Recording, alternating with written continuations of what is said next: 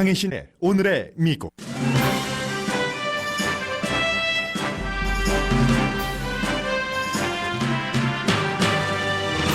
한국에서는 김영철 노동당 부위원장이 트럼프 대통령과 폼페오 국무장관을 만난다고 보도했지만 트럼프 행정부는 침묵하고 있다고 워싱턴 포스트가 전했습니다. 침묵의 이유는 김영철을 만난 뒤 트럼프 대통령의 반응을 모르기 때문이라고 칼럼니스트가 짐작합니다. 이 칼럼니스트는 한반도 정세의 최악의 시나리오로 2차 북미 정상회담에서 주한미군 철군에 트럼프 대통령이 동의한 뒤에 한국의 책임으로 떠넘기는 것이라고 지적했습니다. 어제 대통령 국정연설 연기를 제안한 민주당 하원 의장이 오늘은 연방정부가 폐쇄된 지금 국정연설을 해서는 안 된다고 말했습니다. 트럼프 대통령 지지율이 남자, 복음주의자 등 그의 강한 지지 기반 모든 그룹에서 계속 내려가고 있습니다. 대통령도 사석에서는 정치 입지가 약해지는 걸 시인한다고 뉴욕타임스가 보도했습니다. 상원에서 거부되더라도 야당이 다수당인 하원에서 트럼프 대통령 탄핵을 시도해 여론을 환기시키는 게 헌법 의무라고 잡지 애틀란틱이 커버 스토리로 전했습니다. 탄핵 소리가 강해지는 지금 대통령 변호사인 루돌프 줄리아니는 자신은 대통령 캠페인이 러시아와 내통하지 않았다는 말을 한 적이 없다고 말했습니다. 대통령과 그는 공개적으로 적어도 55번 내통은 없다고 말했습니다. 마이크 펜스 부통령은 철군 예정이 발표된 시리아에서 미군을 포함해 4명의 미국인이 숨진 뒤에도 아이시스는 제거됐다고 말해 논란입니다. 마이크로소프트사가 본사가 있는 시애틀 지역에 주택난을 줄이기 위해 5억 달러를 투자할 예정입니다. 영국의 브렉시트 탈퇴 가능성 여부와 영국 총리 운명을 미국에서도 주시합니다. 협상 없이 대혼란이 일어나는 길보다는 브렉시트 탈퇴 시한을 연장하는 쪽으로 가닥이 잡힐 것으로 예상됩니다.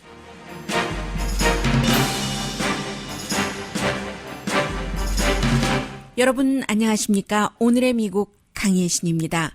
미국의 CNN 방송에 윌 리플리 북한에 대해서 많이 취재하는 기자가 제일 먼저 며칠 전에 트럼프 대통령도 김정은 위원장에게 인편으로 편지를 보냈다.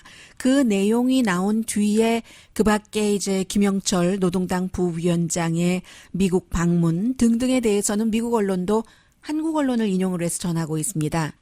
왜냐하면 미국 행정부가 확인해 주는 것이 없기 때문입니다. 그렇다고 김영철 위원장이 미국에 안 온다는 얘기가 아니라 이미 이제 베이징에서 비행기를 타고 비행기 어디인가에 있겠죠. 그래서 미국 날짜로 금요일인 내일부터 당연히 미국 언론도 마이크 폼페오에서 그치는 게 아니라 트럼프 대통령을 김영철 위원장이 만난다고 보고 있습니다. 지난번에 백악관에 왔을 때는 트럼프 대통령이 밖에까지 나와서 김영철 부위원장이 차를 타고 가는데 차 문까지 닫아주고 그리고 그 협상장에 들어가지 못했던 다른 북한 동행했었던 사람들과도 얘기를 하고 또 사진도 찍고 굉장히 환대를 했었습니다. 이번에도 당연히 만날 것으로 예상은 하는데 그러면은 왜 이 트럼프 행정부에서는 김영철 부위원장이 오는 것에 대해서 공개적으로 확인조차 안 해주는가? 그 부분을 지금 워싱턴 포스트에 국제 문제에 관해서 칼럼을 쓰는 조시 로긴 씨가 여러 부처에 전부 취재를 해서 내용을 전하고 있거든요. 그리고 기본적으로는 만약에 이제 트럼프 대통령이 며칠 안에 제2 북미 정상회담에 대해서 발표를 한다면 아마도 3월이나 4월로 봤습니다. 워싱턴 포스트 일반 기사에서는요. 한국에서는 2월 말이나 3월 초로 보는데 지금 미국에서는 워싱턴 포스트의 경우는 3월이나 4월 그리고 이제 베트남에서 열릴 것으로 보고 있고 이번에 이제 가장 중요한 것 가운데 하나가 미국의 국방을 책임지는 국방장관이 시리아에서의 미군 탈퇴 철군 때문에 그만둬 버렸잖아요. 그 이후에 지금 주한미군 철군이라던가 한미 합동 군사 훈련은 어떻게 될 것인가. 적어도 아마 이번 북미 정상회담에서 한미 합동 군사 훈련 정도는 뭐 부분적으로 더 중단이 되고 아니면 그 이름조차도 바꿀 것이다 이렇게 지적하는 사람들이 많고요. 이게 이제 기본적으로는 뭐 예를 들어 평화조약, 종전선언, 평화조약 가면서 그러면 주한미군이 만약에 주둔을 하더라도 평화적인 목적, 방어 목적이 아니라 그런 여러 가지 때문에 이름도 바꾸지 않을까 그렇게 보고 대신에 북한에서 가장 큰 걸음을 보여줄 수 있는 것은 역시 그 의미 있는 비핵화에 대한 조치라고 할 수 있는 영변 그 핵시설을 없애는 이런 것이 나오지 않을까. 이게 이제 기본적인 것이고요. 지금 워싱턴 포스트의 칼럼니스트가 강하게 그 지지한 것은 결국은 시리아를 포함해서 모든 국제 이슈에 있어서 지금 트럼프 행정부가 일관성도 없고 전략이나 계획 같은 것이 전문성이 그 떨어진다 하는 것을 굉장히 걱정을 하고 있는 것이죠. 그래서 북한의 김영철 그 부위원장을 여러 그 직함이 있으니까 과거에 이제 그 스파이 치프였으니까 북한의 스파이 치프가 그 워싱턴에를 오는데 그게 미스테리라고 그 칼럼니스트 조시 로긴 씨가 얘기를 합니다. 당연히 이제 마이크 폼페오나 트럼프 대통령을 만난다 하는 것을 한국의 보도를 인용을 해서 전하면서 왜 그럼 트럼프 행정부는 여기에 대해서 침묵하느냐? 왜냐하면은 트럼프 대통령과 김정은 위원장이 이제 서로 편지를 지금 교환을 하고 있는데 2차 정상회담에 대해서 확실하게 뭐가 된 것 같지 않다. 그게 이제 그 스톡홀름에서는 최선희와 그 스티브 비건 이 두 사람이 지금 만나고 있는데 물론 거기에 이제 국제 컨퍼런스에서 가서 서로 이제 이 문제에 관해서 만나는 것이 되는 거죠. 그런데 이 조시 로긴 씨 같은 경우도 이 사람이 아주 그 오래 그 국제 문제를 다뤄왔었던 그런 컬럼니스트이기 때문에 커넥션도 있고 하잖아요. 본인이 제일 먼저 국가 그 안보위원회에 취재를 했더니 국가안보위원회에서 우리보다 국무부가 더 적당하다 해서 또 이제 국무부하고 컨택을 하고 서로 이제 돌리기를 하는 겁니다. 그래서 국무부의 대변인이 본인에게 이 컬럼니스트에게 얘기하기는 우리는 곧 뭐 어떤 미팅이 있다는 것에 대해서 발표할 것을 아무것도 갖고 있지 않다라고 얘기를 하는 거예요. 그런데 마이크 폼페오 국무장관이 중동 방문 일정을 줄이고 지금 워싱턴으로 돌아왔거든요. 그렇긴 했는데 중동 방문 일정을 줄일 때는 가족의 장례식에 참석하기 위해서 이 정도로 얘기를 했지만 김영철이 오면 뭐 만나는 것은 당연한 거죠.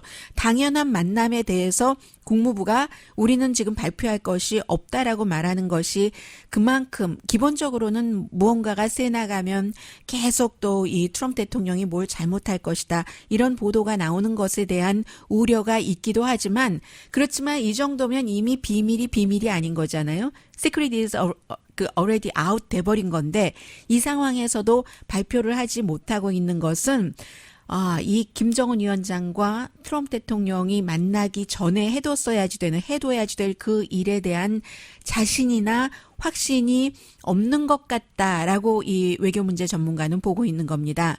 항상 트럼프 대통령이 외교 정책에 있어서 주변 사람들에게 전문가들과 상의를 하지 않고 또 변덕스럽게 일을 어제 바꾸고 오늘 바꾸고 내일 바꾸고 1시간 뒤에 또 바꾸고 하기 때문에 지금 뭐 국무부라든가 국가안보부에서도 함부로 말을 할 수가 없는 거예요. 시리아 그 철군에 대해서도 대통령과 국가안보보좌관과 또 이제 국무장관과 부통령이 다 시시각각 다른 말을 하고 있기 때문에 지금까지 북한에 대해서 트럼프 대통령은 반복적으로 양보를 해왔다. 칼럼니스트의 주장입니다. 말로도 그렇고 실제로도 그렇고 그래 왔는데 또 최근에 들어서 몇 주일 사이에 바짝 그 트럼프 대통령이 뭐 공개적으로든 아니면 비공개적으로든 주한미군을 철군하고 싶다는 얘기를 자주 한답니다. 자주 하면서 또 플러스 한국이 충분하게 주한미군 주둔 비용을 대고 있지 않다. 뭐 거의 50대 50 정도 되잖아요. 그 말을 요즘에 계속 많이 하고 있는데 그래서 이 워싱턴 포스트의 칼럼니스트가 보기에는 최악의 시나리오가, 이 사람도 뭐 전쟁을 원하는 사람이 아니니까요. 최악의 시나리오는 트럼프 대통령이 한반도에서 주한미군 철군에 동의를 하고, 그건 이제 북한과 중국이 오랜 동안 원하고 있는 일이니까요. 그리고는 그 책임을 한국에 떠넘기는 거다라고 얘기를 하고 있습니다. 그것이 이번에 2차 북미 정상회담에서 이루어질 수 있는 일이라고 보는 거예요. 쭉 보면은 지금까지 스티브 비건이 몇 개월 동안이나 북한을 방문을 하려고 했지만 하지 못했고, 지금 이 최선희와 만나고는 있지만, 만약에 스티브 비건이 최선희와 만나고 내일 김영철이 트럼프 대통령을 만난다고 할 때 그 자리에 동석하지 못한다면, 그렇다면 별로 좋지 않은 회담이 될 수 있다고 예상을 하는 겁니다. 왜냐하면 비건이 최선희와 만나서 실무자이기 때문에 충분히 양쪽의 입장이 합의가 되고 서로 일부 양보를 하는요. 미국도 부분적으로 양보를 하겠다고 했고, 인도주의 차원의 지원이라든가 이런 것에 대해서는 양보를 지금 보여줬고요. 그렇게 될 경우 북한은 앞서 말씀드린 영변의 핵시설을 완전히 뭐 없애버리는 것이라든가, 그러한 일들이 깔끔하게 처리가 되지 않았을 때 스티브 비건이 김영철과 트럼프 대통령 미팅에 깊숙이 개입하지 못한다는 얘기죠. 한국에서나 워싱턴에서나 2차 북미 정상회담에 대해서 회의적이거나 강성인 시각을 갖고 있는 사람들은 끝까지, 지금까지는 김정은이 지금 트럼프 대통령을 가지고 논다, 시간 벌기 게임을 하고 있다라고 지금 얘기를 하고 있습니다. 트럼프 대통령이 이 2차 정상회담을 하기로 마음을 먹었기 때문에 아무도 트럼프 대통령의 마음을 바꿀 수 있는 사람은 없다고도 얘기를 합니다. 노력은 해보지만 트럼프 대통령은 본인이 하겠다는 것을 하는 사람이기 때문에, 다만 지금 트럼프 주변 사람들은 그렇게 뭔가를 가야지 된다면, 그러면 어떻게 이 회담을 성공시킬 수 있는가, 여기에만 지금 최선을 다하는 것인데, 오랜 동안 이 외교관계 문제를 봐온 조시 로긴 씨의 얘기로는 참 임파서블한 일이 많은데, 관료들이 잘 관리가 되고 아주 충분한 클리어한 시그널이 양쪽에서 오고 가고, 그리고 대통령이 그 안건에 대해서 굉장히 많이 제대로 알고 있고 본인의 목표가 무엇인가를 파악을 할 때, 이런 때도 이 외교 문제라는 것이 완벽하게 미국의 입장, 그 나라의 입장으로 정리가 되기가 거의 불가능한데, 이번에는 앞서 말씀드린 여러 가지 요건이 하나도 미국 측에 없다는 얘기입니다.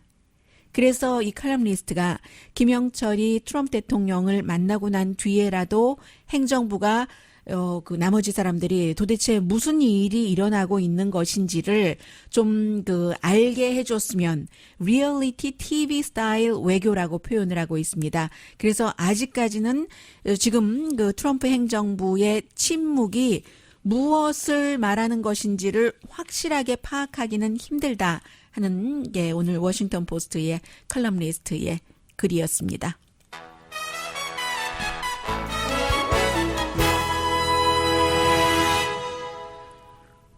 이게 이제 김영철을 만났을 때 트럼프 대통령이 조금 본인이 원하지 않는 것을 가지고 왔다 하더라도 지금 북한으로서는 굉장히 좋은 위치죠. 왜냐하면 트럼프 대통령의 입지가 너무 날이 갈수록 지금 나빠지고 있거든요.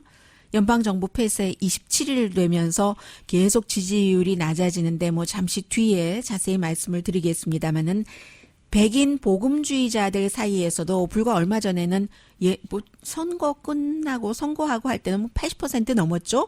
73%였는데 엊그제 조사를 해보니까 66% 지지율밖에 안 나왔다는 거예요. 그래서 대통령도 뒤에서는 백악관에 이제 새로 비서실장 대행도 있고 하잖아요. 예산국장까지 맡고 있는 이제 사람들에게, 측근들에게 우리가 지금 깨지고 있다 라고 얘기를 한다는 겁니다. 트럼프 대통령은 연방정부 폐쇄가 폐쇄되고 조금 시간이 흐르면 사람들이 잊어버릴 줄 알고 별로 큰 본인에게 해가 되지 않을 것으로 예상을 했는데, 아니 이게 웬걸요? 이 낸시 펠로시 하원 의장이 어제는 국정연설을 좀 그 재조정했으면 29일로 돼 있으니까 그렇게 제안을 하다가 오늘 아침에는 연방정부가 부분적인 폐쇄지만 이 폐쇄되고 있는 동안에 국정연설을 해서는 안 된다라고 얘기를 했거든요. 대통령은 아직까지는 여기에 대해서는 뭐라고 반응을 보이지 않고 다만 원래 이 국정연설을 하는 게 대통령이 가서 늘 매년 1월에 하는 것이기는 합니다만은 하원 의장이 대통령을 초대를 하는 겁니다. 그게 의전이에요. 그런데 하원 의장이 좀 연기하셨으면 하고 프로포즈를 해보다가 이번에는 지금 그 낸시 펠로시가 얘기를 하고 있네요. Maybe he thinks it's okay not to pay people who do work. I don't, and my caucus doesn't either. 그러니까 이제 그 낸시 펠로시 하원의장이 사실은 어제는 좀 완곡하게 신변 안전 문제도 있고 정부가 폐쇄돼서 여러 부처가 다 대통령 경호 같은 것도 해야지 되는데 그러니까 연방 정부 다 오픈된 뒤로 하는 게 적절한 것 같습니다. 아니면 뭐 리튼 그런 서면으로 하시던가 했는데 그 뒤에 국토안보부 장관이 우리 다 준비돼 있다 대통령 경호 했거든요. 그러니까 다시 이런 때는 해서는 안 된다. 국정연설에서 이제 대통령이 왜 연방정부가 폐쇄된 것에 대해서 민주당만 비난하고 멕시코 벽은 쌓아야지 된다 하는 것을 강조하는 것을 이제 싫어하는 거죠. 그리고는 제가 최근에 이 말씀 잘 안 드렸습니다마는 의미가 있어진다 생각할 때 여러분들께 말씀을 드립니다. 중간선거 이후에 그리고 연방정부가 폐쇄되면서 이제 그 대통령 탄핵 얘기가 많이 나오는데 애틀란틱이라는 잡지는 굉장히 신중한 잡지입니다. 뭐 150년 이상이 됐고요. 물론 그 전에는 특정 후보를 지지하지 않다가 지난번 선거에서는 힐러리 클린턴을 지지하기는 했습니다만 애틀란틱이 커버 스토리에서 당시에 빌 클린턴의 탄핵은 나빴었다. 그 뒤에 민주당 입장에서 보면은요. 그 뒤에 이제 역풍이 불어왔고 하지만 이번에 트럼프 대통령은 너무나 많은 그 헌법상에서의 미국 민주주의를 파괴하고 있기 때문에 설령 상원이 공화당 다수당이라서 상원 의원이 지지하지 않는다 하더라도 전에는 하원도 공화당이 다수당이었기 때문에 그 하원 공화당 다수당이 헌법상의 의원으로서의 의무를 지키지 않았지만 지금은 민주당이 그 대통령의 자격이 없다 하면서 탄핵 절차를 밟아서 대중들에게 이러한 것을 알리고 여론을 또 형성을 해야지 된다. 뭐 그렇게 될 경우 이제 민주당도 가세를 하게 되고 요즘 민주당 의원 가운데서 연방정부 폐쇄는 멕시코 벽 쌓는 것과 구분해서 열어야지 된다고 대통령에게 얘기를 하는 사람들이 있잖아요. 지금 이제 임피치 문제 이런 얘기까지 나오고 그러니까 결국은 이렇게 여러 가지 그 막다른 골목으로 몰려 있고 러시아 사태, 시리아 사태 지금 뭐 대단하잖아요.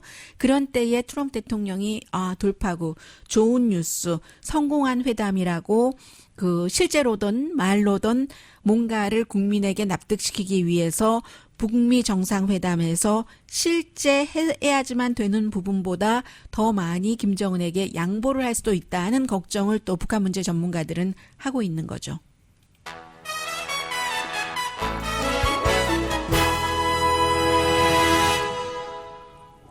잠시 뒤에는 뭐 부통령도 대통령의 변호사도 사실과 다른 말들을 많이 하고 있고 이런 것이 이제 점점 좀 신뢰도를 낮추고 있고 대통령의 위치를 좀 힘들게 하고 있고요. 전해드립니다.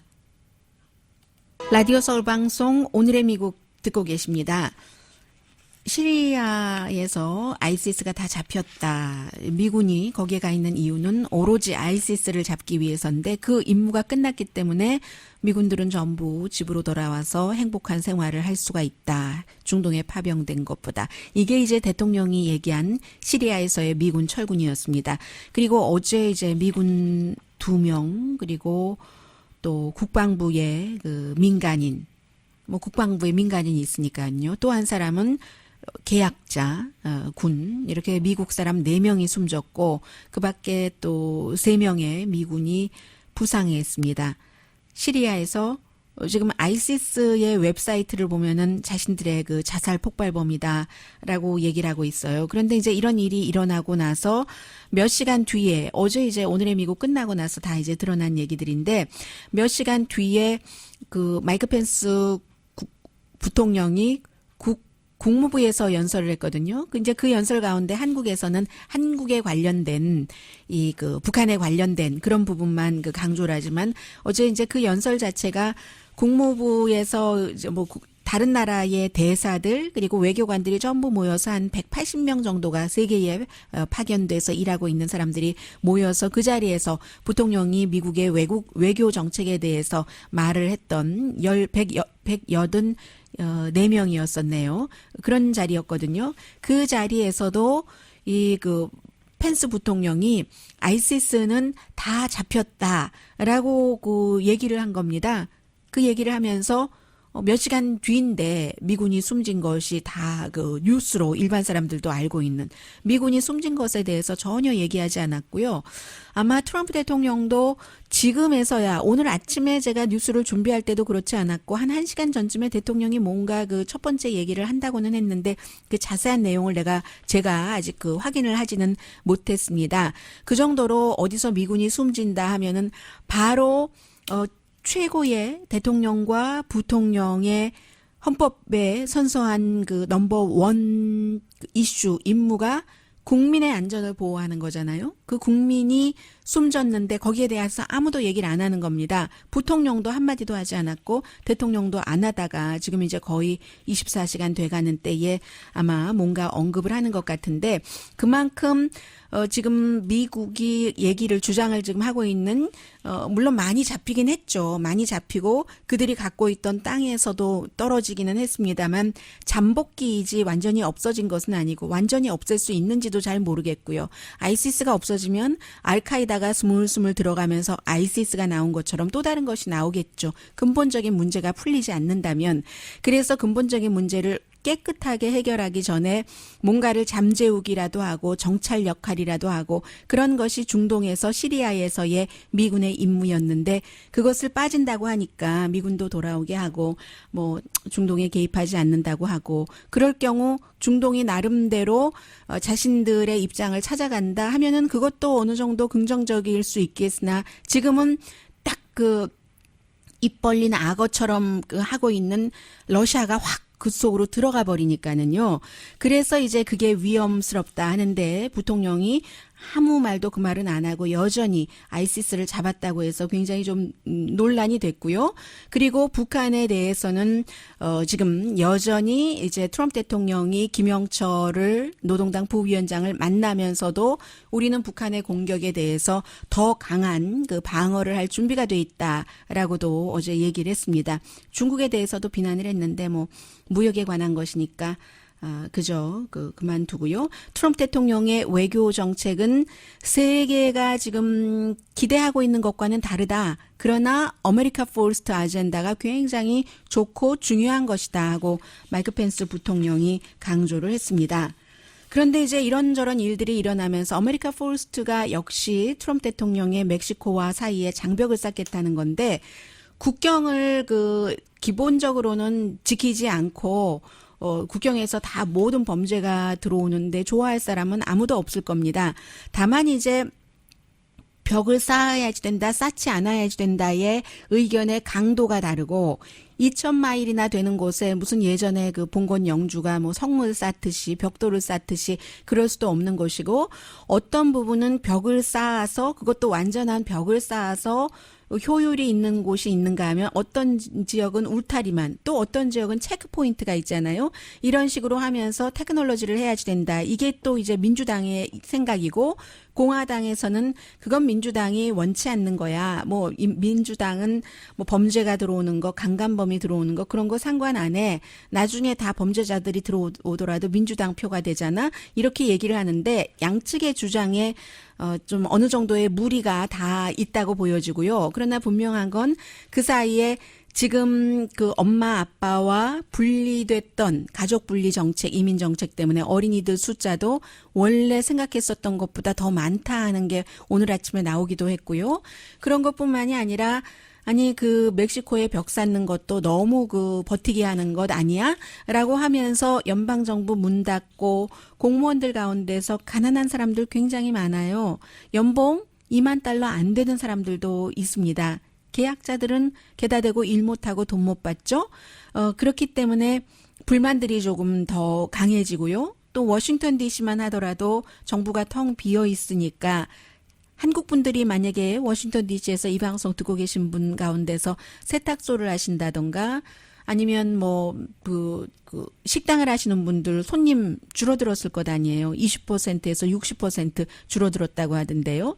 그리고 연방 의회 의원들 가운데서도 아무래도 그 스태프들도 줄어들 수도 있고 등등 그런 일들이 이어지면서 NPR과 PBS 뉴스아워 그리고 마리스트가 공동 여론조사를 한 결과 지금 모든 교회 지역의 남자, 백인 복음주의자, 공화당, 대학 졸업하지 않은 백인 남자들 사이에서 이게 굉장히 트럼프 대통령을 당선시킨 기반인데 트럼프 대통령의 지지율이 많이 낮아지고 있습니다.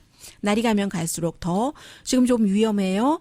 한 42% 정도는 전반적으로 지지하고 48%가 지지하지 않는데 이게 지난달에 같은 여론조사 기구가 했을 때는 지지율이 51%, 지지하지 않는 율이 39%에서 많이 지지하지 않는다가 9%나 늘어난 겁니다. 백인 복음주의자의 경우는 전에 73%가 지지했는데 지난달 지금 66%로 많이 떨어졌어요. 그럼 선거 당시보다는 지금 한 30% 정도는 떨어졌다는 얘기고요. 그리고 공화당 사이에서도 90%에서 83%로 떨어졌고 같은 여론조사니까는 이제 비교해 볼 수가 있죠. 백인 남자, 대학 졸업하지 않은 남자도 56%에서 50%로 줄어들어서 모든 그런 그 대통령 지지 기반에서 다 줄어들었고 이번에 아마 이 여론조사가 아마 트럼프 대통령을 지지하는 기반의 지지율이 꾸준히 하락하고 있다는 의미 있는 여론조사 결과가 될 것 같습니다. 1,022명의 성인을 대상으로 1월 10일부터 13일까지 오차 범위는 3.8%포인트 이고요. 그리고 이제 이런 사이에 대통령도 그렇지만 누가 그렇게 분석을 하던데요. 루돌프 줄리아니 지금 대통령의 변호사잖아요. 이 변호사가 임무가 국민들을 혼란시키는 것이다. 이렇게 해석하는 사람도 있고 아니면 굉장히 지금 나쁜 뉴스가 결국은 특검 조사 결과에서 나올 것이다 보고 있는 게 있는데 어제 루돌프 줄리아니 전 뉴욕시장이고요. 이 사람이 그 CNN 방송과 인터뷰를 하면서 아니 내가 언제 트럼프 대통령 캠페인과 러시아가 내통하지 않았다고 말한 적이 있는가. 나는 한 번도 그런 말을 한 적이 없다라고 얘기를 했거든요. 굉장히 많이 그렇게 말했거든요. 처음에는 트럼프 캠페인과 러시아 사이에 내통이 전혀 없었다라고 얘기를 했다가 그다음에 처음에는 그보다 영순위는 러시아가 미국 선거에 개입했다는 게 토털 페이크 뉴스들이다라고 얘기를 했습니다. 그 다음에는 이제 캠페인은 내통이 없었다고 했다가 나중에는 내통은 범죄가 아니다 이렇게 얘기를 했고요. 그런데 어제는 내가 언제 내통이 없다고 얘기를 했는가. 난 그런 말을 한 적이 없다. 다만 나는 트럼프 대통령 자신이 이런 것에 연루되지 않았다고 말했을 뿐이다. 라는 본인이 지금까지 수없이 했었던 말 누군가가 계산을 해봤어요. 그랬더니 대통령과 루돌프 줄리아니가 공개적으로 적어도 55번 대통령 캠페인과 러시아와의 내통은 없었다라고 얘기를 했다고 하거든요. 그래서 아마 이 굉장한 일들이 일어날 것 같다라고 이제 진보 쪽에선 그렇게 보더라고요. 예를 들면 MSNBC의 모닝조 그에 비해서 Fox and Friends 같은 경우는 이게 굉장히 중요한 이슈예요. 대통령의 변호사가 아니, 내가 언제 트럼프 대통령 캠페인과 러시아가 내통한 적이 없다고 했어? 그럼 내통을 했다는 결과가 곧 오고 있다는 건가? 하는 거잖아요. 그래서 Fox and Friends에서는 몇 초 그냥 싹 후루루 정말 그 아주 적당하게 식은 라면 먹듯이 후루루 짜장면 먹듯이 후루루 하고는 그냥 말았습니다. 그리고는 오늘 월스트리트저널도 보도하기를 마이클 코헨이요. 대통령의 변호사로 2월 7일에 의회에서 청문회에 나와서 선서하고 증언을 하게 돼 있는데 이 사람이 트럼프 대통령을 대통령 만들기 위해서 대통령 변호사로 일할 때 어떤 IT 회사에 돈을 주고요. 2016년 전입니다. 후보가 되기 전에. 그래서 Redfinch Solution LLC라는 회사에 뭐 사람까지 이 사람이 나와서 얘기를 해요. 돈을 주고 이제 조작을 해달라는 거예요. 여론조사를 드러지 리포트라든가 CNBC 성공하지는 못했어요. 그래서 뭐 예를 들어 누가 후보가 되면 좋겠다고 생각하느냐 하면 트럼프 그리고 미국의 탑 비즈니스 리더가 누구냐 하면 트럼프 이렇게 하려고 했는데 성공하지는 못했는데 5만 달러 준다고 하고 찌질하게 12,500달러만 주고 월마트백에 캐시로 넣어서 줬대요. 나머지를 안 줬는데 나중에 이제 또 부탁할 일이 생기니까 돈을 줬답니다. 그리고 그 당시에 트럼프 대통령은 코엔에게 5만 달러를 줬대요. 코엔이 떼어먹었었던 거겠죠. 나중에 추가 서비스를 할 때 돈을 조금 받기는 했다. 근데 여기서 중요한 것은 어차피 성공하지도 못한 것이고 왜 이게 중요하냐면 지금 보면은 여기 저기서 약간 그 탄력이 고무줄이 힘이 빠지거나 구멍이 생기는 거예요. 오래 입은 털옷에 실이 삭아서 나가는 것처럼 공화당 내부에서도 트럼프 대통령 이러면 안 됩니다 하는 얘기가 나오고 여기서도 저기서도 심지어는 이런 사람이 트럼프 대통령의 힘이 어느 때보다도 팽팽하게 유지가 되고 있다면 내가 여론조사 조작해달라는 그런 거에 내가 이렇게 돈을 받고 일했어 하고 자발적으로 돈도 받은 사람이 얘기를 하겠어요? 지금 트럼프 대통령의 입지는 이렇게 돼 있고 사람이 이런 입장이 되면은 그리고 거의 모든 정치인들은 마찬가지일 겁니다. 한국처럼 국내 이슈에만 집착하는 그런 그 국가가 있는가 하면은 미국은 뭐 세계적인 이슈를 다 다루는 국가이기 때문에 국내 이슈에서 코너에 몰릴 때는 국제적인 이슈를 가지고 돌파를 하는데 그건 뭐 일본의 아베 수상도 마찬가지고 세계 다른 나라 그 지도자들이 다 그 똑같은 일들을 하고 있습니다. 정치인들은 그게 정치죠. 그런데 트럼프 대통령의 경우는 지금 그 국제적인 이슈에서도 다 이 그 푸틴에게 그 좋은 일을 했다던가 국제사회에서 반대되는 일만을 했다던가 해서 각을 세우고 있기 때문에 어느 거 하나 제대로 지금 되는 일이 없어요. 시리아 문제까지 해서 이 북한과의 북미 정상회담을 정도가 이 길이라면 조금 더 이 여러 가지 어려워진 입지를 타개해 보기 위해서 무리수를 두면은 어떻게 하는가 이런 것들이 트럼프 대통령 행정부 내부에서도 굉장히 걱정하는 이슈입니다.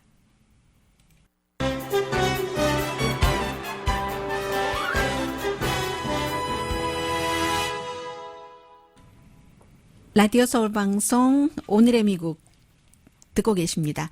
한 끗 차이도 아니라 1mm 차이에 제가 지금 조작을 잘못했거든요. 코드 음악이 잘못 나갔습니다. 조금 다른 뉴스 전해드리고 싶습니다. 마이크로소프트가 뭐 회사도 좋고 직원도 좋지 않은 얘기죠. 500억 달러를 어포러블 케어 헬스케어가 아니라 어포러블 그 하우징 시애틀 지역에 시애틀에서 이 방송 듣고 계신 분들 안녕하세요. 시애틀도 지금 비 내릴 것 같은데요. 아직 제가 보지는 않았지만 로스앤젤레스 비 많이 내리고 있습니다. 새벽부터 지금 나흘째예요. 시애틀에 워싱턴주에 레이몬드의 마이크로소프트 그 본사가 있잖아요. 그런데 물론 이 마이크로소프트에서 돈 많이 받고 일하는 소프트웨어 엔지니어들도 있지만 소프트웨어 엔지니어들이 돈을 많이 받고 일하는데 그 주변에서 보탬이 되는 사람들이 훨씬 많잖아요. 스타 주변에서 평생을 또 일하는 그런 사람들처럼. 그래서 그 사람들은 너무나 집값이 올라가는 것을 당하지를 못하는 겁니다. 결국은 이제 이번 주 초에 뉴욕타임스 기자들과 이제 미팅을 하는 그 가운데서 마이크로소프트의 지금 뭐 프레지던트인 그 브래드 스미스하고 CEO인 그 세티아 그 메델라 이 두 사람이 너무나 그 직원들이 뭐 주택을 뭐 사기는커녕 렌트 들기도 너무 힘들다. 이런 것이 굉장히 큰 걱정이라는 거예요. 집값이 계속 그 지역에 뭐 마이크로소프트 등등 때문에 뭐 아마존 등등 때문에 올라가고 있으니까. 그래서 여러 가지를 생각을 하다가 우리 카페테리아에서 일하는 사람들 그리고 또 뭐 운전기사들도 있지 않겠어요. 뭐 셔틀 드라이버라든가 그런 사람들에게는 일하고 몸을 누일 수 있는 그런 곳 정말로 대단한 도전이다 해서 이렇게 5억 달러를 투자를 하게 됐다는 얘기예요. 시애틀 지역에 지금 그쪽이 뭐 아마존이라든가 모든 본사가 많아서요. 스타벅스라든가 그래서 적어도 15만 6천 채의 집이 필요하다고 하는데 또 이 정도로 계속 많은 그 택 기업이라든가 성장을 하게 되면은 추가로 뭐 한 9만 채의 집은 더 필요하다고 하니까 결국은 기업이 이 직원들의 그 행복을 위해서 그게 직원들의 행복이 또 회사의 생산성이기도 하잖아요. 발전이기도 하고 존재의 이유이기도 하고 또 존재할 수 있는 그 기반이기도 하고 해서 그런 돈을 지원한다. 이게 뭐 월마트를 포함한 많은 회사들이 대학을 졸업하지 않은 또 콜센터 같은 크레딧 카드 회사들이 그런 사람들까지 그곳에서 일하고 있는 사람들에게까지 대학 학비를 대주는 것과 이제 비슷한 프로그램인 거죠. 그리고 이제 이 내용은 제가 오늘의 미국에서 전해드릴 것이 하도 많아서 다 못 전해드렸었는데 간단하게 그 핵심만 추려드리면은 그리고는 뭐 뉴욕타임즈 사설 정도 정리를 해드리겠는데 브렉시트에 대해서 여러분들 뉴스를 너무 많이 들으셨잖아요. 미국에서도 지금 나프타, 멕시코와의 또 캐나다와의 무역 협상에 대해서 대통령이 뭐 새로운 이름을 붙여가면서 다 된 것처럼 얘기를 하지만 다 된 게 아니거든요. 의회의 비준을 받아야 되잖아요. 이 테레사 메이라는 사람이 총리로 선출될 때 브렉시트를 강하게 지지를 했었고 굉장히 그 보호주의를 선택을 했고 이게 트럼프 대통령과 비슷한 시기였고 트럼프 대통령이 아마 백악관에 다른 나라 정상을 제일 먼저 초대한 사람이 테레사 메이 아니었나요? 비슷했죠.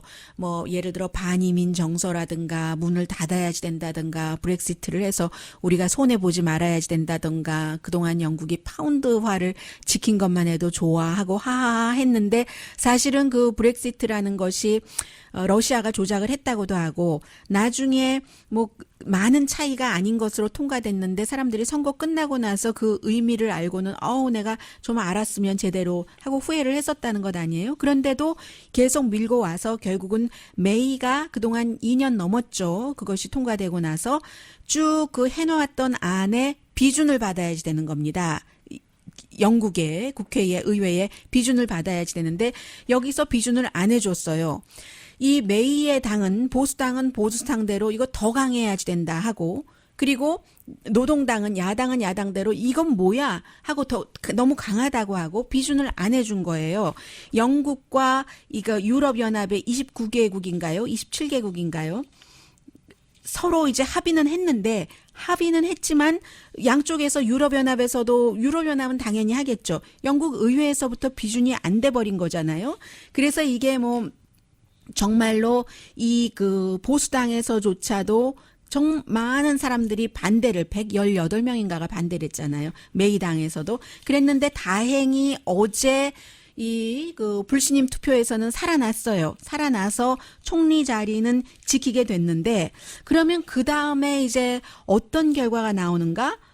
유럽연합과 많은 사람들이 한국의 많은 전문가들이 그 협상 없이 그 브렉시트 탈퇴를 할 것이다 하는데 그렇지 않은 것 같아요. 제가 영국 언론이라든가 미국 언론의 이 문제 전문가들의 쭉 그 분석이라든가 예상을 보면은 어떻게 그 딜 없이 탈퇴를 하겠어요. 그러면 딜이 있고 탈퇴를 해도 지금 몇 세대가 계속 고통을 받을 텐데 딜 없이 그러면 완전 비상사태잖아요. 무역과 무역이 안 되고 하면 정말 굶어 죽는 사람이 생길지도 모르는데 그런 그 하나의 그게 있고 27군데 EU 멤버죠. 네.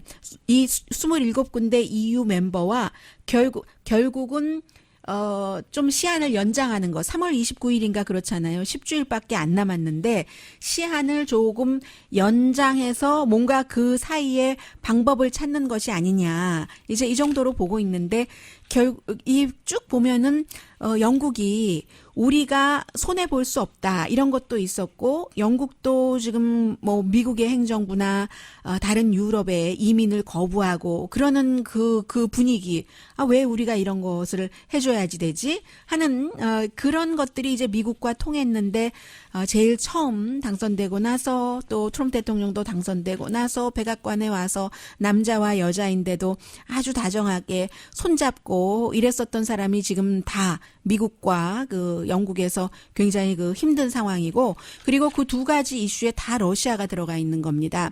미국 대선에도 러시아가 개입했다고 하고 브렉시트 여론 조작도 왜냐하면 그 러시아로서는 뭐 나토도 해체되는 게 러시아에 좋고 유럽 연합도 다 쪼개지고 분열이 되는 게 좋고 미국도 분열되는 게 좋고 해서 이제 그 러시아의 공작이 굉장히 영국과 미국에서 지금 그 효력을 발휘하고 있다는 것인데 오늘 그 뉴욕타임스도 사설을 실었어요.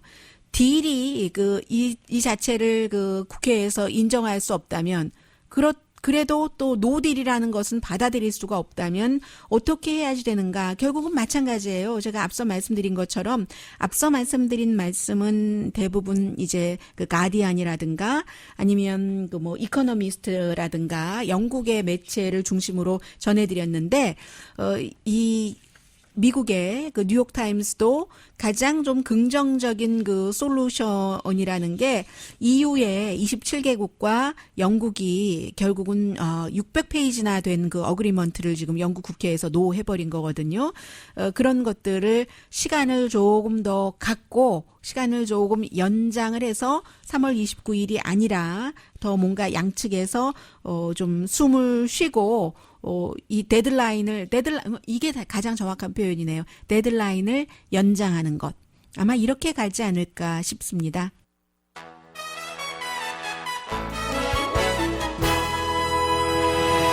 그 며칠 전에 읽고 계속 머릿속에 있는데 전해드리지 못한 게 있어요.